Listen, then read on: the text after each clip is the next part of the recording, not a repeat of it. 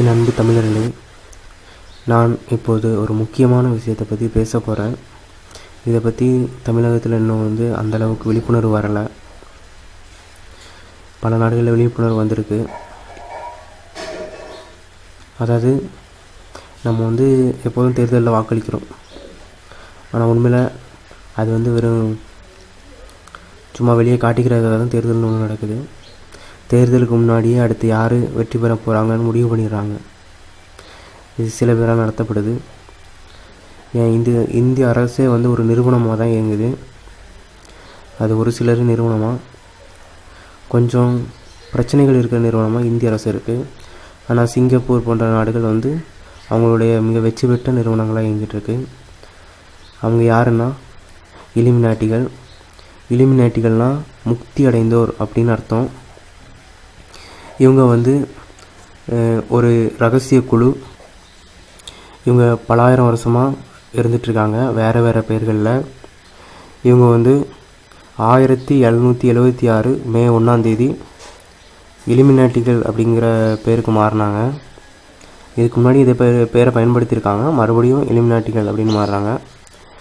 இதை பண்ணது ஆடம் அப்படிங்கிற இயேசு சபை வெளியேறிய துறவினால் இந்த அமைப்பு உருவாக்கப்படுது. அதோட சட்டங்கள் அவர் தான் எழுதுகிறாரு.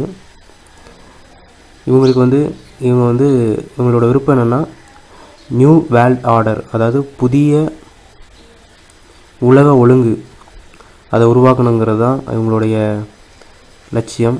அதாவது ஒரே கொடைக்கு கீழே மொத்த உலகத்தையும் கொண்டு வர்றது. இவங்களுக்கு ஓல்டு வேர்ல்டு ஆர்டர், அதாவது பழைய உலக ஒழுங்கு அப்படின்ட்டும் ஒரு மரபு இருந்துச்சு. இவர்களுடைய தற்போதைய அமைப்பு தான் காந்தி, நேதாஜி சுபாஷ் சந்திர போஸ் எல்லாரையும் கொலை பண்ணது. இவங்களுடைய பழைய அமைப்பு இயேசு புத்தரை கூட கொலை செய்திருக்கு. அது மட்டும் இல்லாமல் அமெரிக்க அதிபரான ஜான் எஃப் கென்னடியும் கொலை பண்ணது இவங்க தான். இவங்க மொத்தம் 13 குடும்பங்கள் முக்கியமானது. மேலும் சில குடும்பங்களும் இருக்குது. இவங்க 13 குடும்பங்கள் தான் இந்த இலுமினாட்டிகள். வேறு யாரையும் இவங்க இதில் சேர்த்துக்கிறது இல்லை. அவர்களோட பெயர்களை சொல்கிறேன்.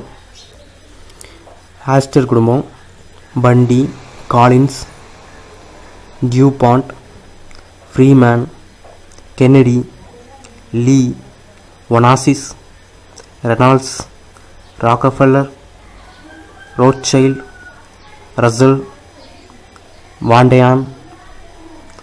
அப்புறம் என்னென்னா மால்விஞ்சியன், அதாவது ஈரோப்பியன் ராயல் ஃபேமிலி தான் மால்விஞ்சியன் அழைக்கப்படுது, ஈரோப்பிய அரச குடும்பம். அப்புறம் டிஸ்னி, க்ரப், எம்சி டொனால்ட். இவங்க தான் அந்த குடும்பங்கள். முதல்ல சொன்ன 13 பேர்கள் முக்கியமானது. அதுக்கப்புறம் 4 அதுக்கப்புறம் இணைந்தவங்க. இவங்களை பற்றி தான் நான் என்ன பேச போகிறேன். இவங்க மிகவும் மோசமானவங்க, கெட்டவங்க. இந்த உலகத்தையே ஆளணும்னு நினைக்கிறாங்க. கென்னடி குடும்பம் அப்படின்னு நான் சொன்னதை கேட்டிருப்பீங்க. ஜான் எஃப் கென்னடி இவங்க குடும்பத்தில் வந்தவர் தான். அமெரிக்காவில் இருக்க அதிபர்கள் பலர் இவங்களை சேர்ந்தவங்க தான். இவர் முதல்ல கெட்டவராக இருந்தார். இவரோட வரலாறு நீங்கள் பார்த்தாலே தெரியும். ஆனால் ஒரு நேரத்தில் இவர் நல்லவராக மாறினார். இவங்களை பற்றி பொது வழியில் பேசினார். இவர் பேசின சில வினாடிகள்லேயே இவரை சுட்டு கொலை பண்ணிட்டாங்க.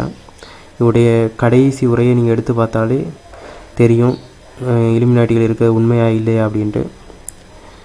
மேலும் இதுக்கு மேலே என்னென்னா இவங்கள அந்தி கிறிஸ்து, தஜ்ஜால், கலியுகம் அல்லது காலியுகத்தின் வர்ற கெட்டவங்க அப்படின்னு கூட சொல்லலாம். இவங்களால தான் உலகம் அழியலாம். ஆனால் நேரடியாக இவங்க தஜ்ஜால், அந்தி கிறிஸ்துவத்துக்கும் முகமதியத்திற்கும் எதிரானவங்க அப்படின்னு பார்த்தீங்கன்னா அது தவறாயிரும். அவங்க அதாவது அந்த கதாபாத்திரங்களின் தன்மையை கொண்டவங்க உண்மையில் அதை தான் செஞ்சிட்ருக்காங்கங்க. இவங்களை பற்றி இன்னும் பல வியக்கத்தக்கும் திடுக்கிடும் தகவல்லாம் இருக்குது. அதை அடுத்த பதிவில் பார்ப்போம். நீங்களும் தேடி பாருங்கள் இவங்களை பற்றி. நன்றி.